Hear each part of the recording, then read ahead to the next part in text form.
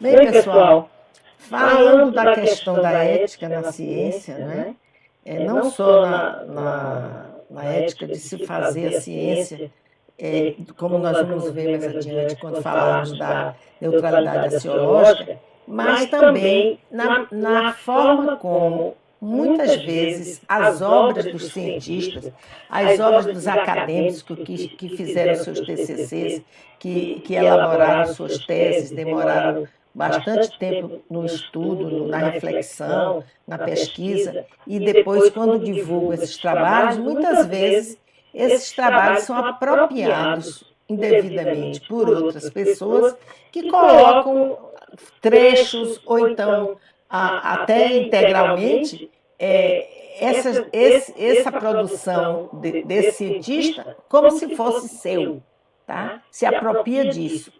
Isso existe muito na universidade, infelizmente, e eu acho até que as cadeiras de ética, que na maioria dos cursos vocês têm durante a graduação, deveriam se debruçar profundamente sobre essa questão.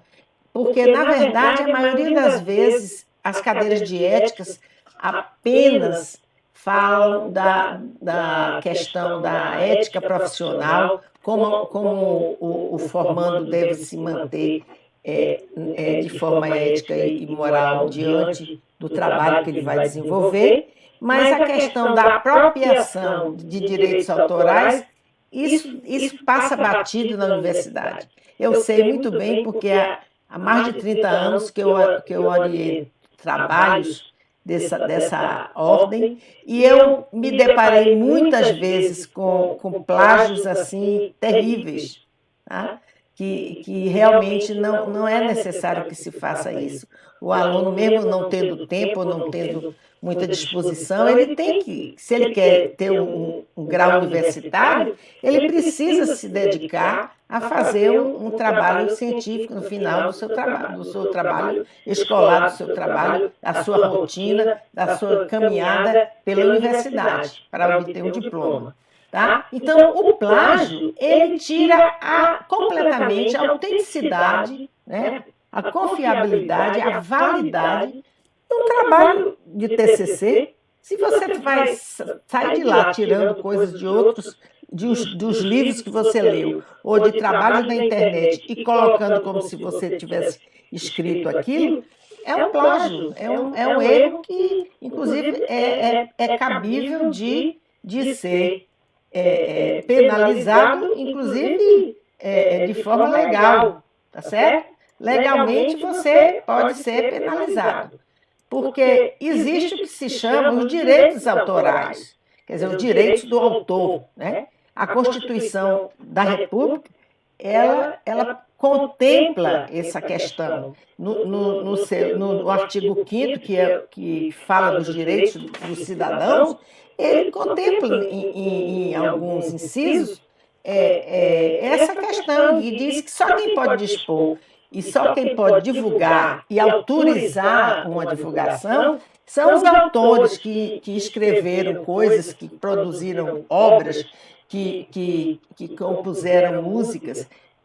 Qualquer manifestação de produção individual, intelectual, está coberta por essa lei. Tá? E, inclusive, o seguinte, na própria lei existe um item que contempla a questão da citação das obras. Porque você, embora você não possa tirar um trecho de uma obra e colocar no seu trabalho como se fosse seu, você pode fazê-lo desde que você coloque aquele trecho entre aspas e diga de onde você tirou, quem é o autor daquela fala, tá? De que página, de que livro, de que página você tirou. E você vai saber isso bastante bem quando nós formos falar sobre as regras da ABNT. Então, essa citação pode ser feita para referendar suas ideias, para que você reforce as suas ideias em termos de alguma coisa que você está estudando, mas sempre citando de quem é o trecho que você está usando.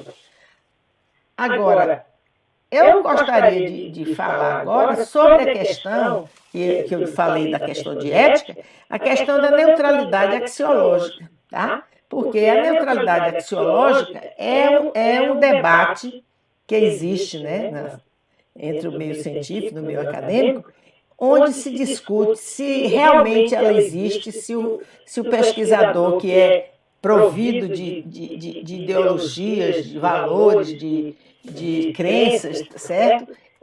Se ele tem suas ideias próprias sobre o mundo e a sua visão própria de mundo, se isso não interferiria na hora dele olhar o objeto estudado. E a neutralidade é discutida entre os acadêmicos e gerou duas visões distintas, tá certo? E opostas. O primeiro paradigma que surge daí é que todas as atividades de caráter científico, eles devem colocar como condição de fidedignidade, condição de confiança, de confiabilidade dos resultados, a questão da neutralidade. Então, eles dizem que é indispensável essa postura do pesquisador diante do objeto de estudo. Tá? Aí diz o seguinte, que, na verdade, essa dimensão ética, ela deve ser observada sob pena que, se essa isenção não houver, o resultado do trabalho seja prejudicado e a própria integridade científica que se espera de cada trabalho produzido cientificamente, ele perca a sua qualidade e perca a sua integridade. Tá? Então, isso aí, esse é o primeiro paradigma, e que é exatamente uma visão mais positivista, que afirma que a neutralidade axiológica é indispensável ao trabalho científico. Agora, já o segundo paradigma, especialmente quando eles falam das ciências sociais humanas, dizem que o pesquisador, diante do seu objeto, ele nunca pode ter neutralidade, porque exatamente todo esse arcabouço que ele tem de ideias, de crenças, etc., ele não pode tirar com um casaco e deixar do lado na hora que ele for realizar a sua observação científica. Então, eles argumentam que é uma utopia você falar em termos de neutralidade axiológica, tá certo? Agora, como é que eu me coloco diante disso?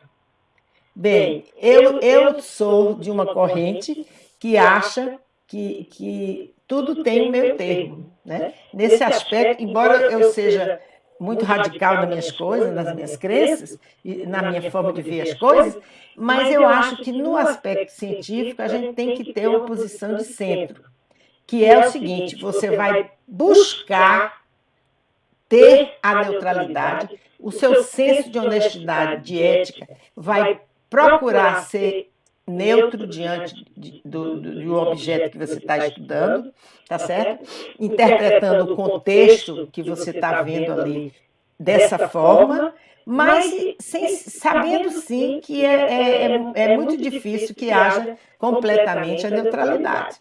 Agora, eu sou mais sobre essa visão de Pierre Bourdieu, né, que é um AIS das ciências sociais, que diz o seguinte, que a ciência pura, ela não existe, né? Porque ela não é totalmente livre de todas as demandas sociais, políticas, econômicas que incidem sobre ela. Tá? E que se deve fugir dessa visão de que a ciência é pura mesmo. Mas também se deve rechaçar o outro aspecto, que é a questão da ciência escrava. Porque uma ciência sem liberdade, ela não pode ser considerada ciência. Porque o que é que se pode ver daí? E era isso que ele olhava. Ora, muitas vezes, somente nos países mais desenvolvidos, empresas, grupos econômicos ou grupos políticos, o Estado mesmo, financia pesquisas, financia trabalhos científicos e que depois serão aproveitados os resultados para essas empresas produzirem trabalhos que serão acrescentados ao seu acervo.